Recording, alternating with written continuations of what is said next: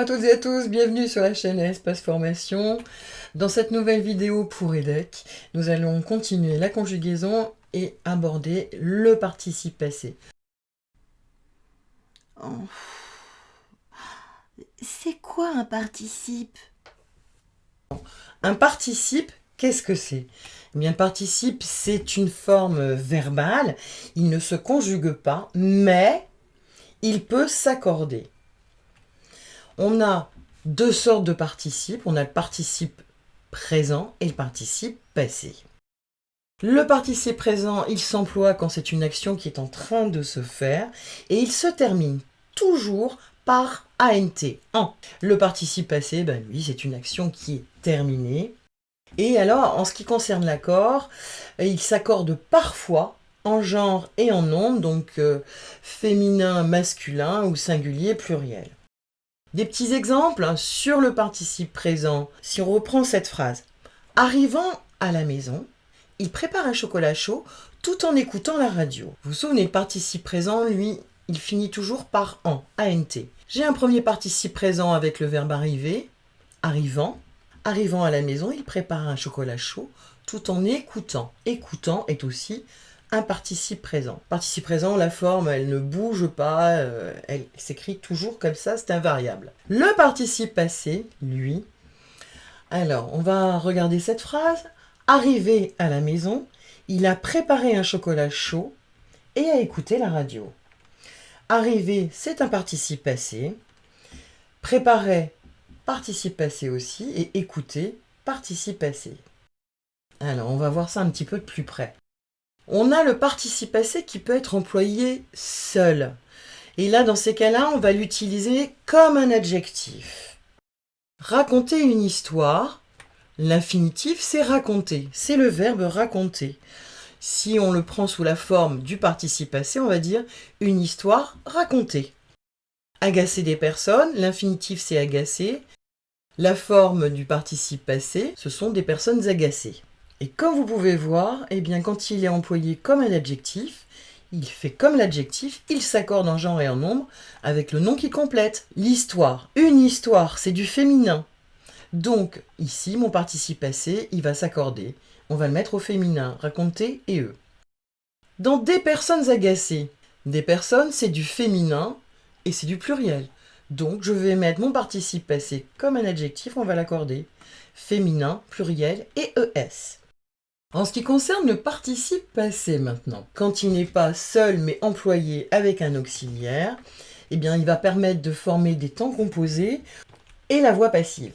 Exemple, ses amis sont partis hier. Sont, c'est l'auxiliaire être au présent. Parti, on a le participe passé. Ils ont coupé des fleurs. Ont, auxiliaire avoir au présent.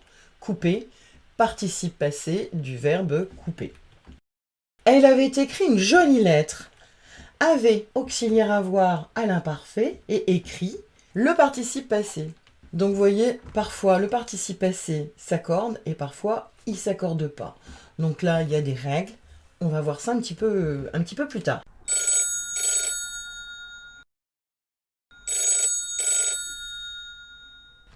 Oui? Allô?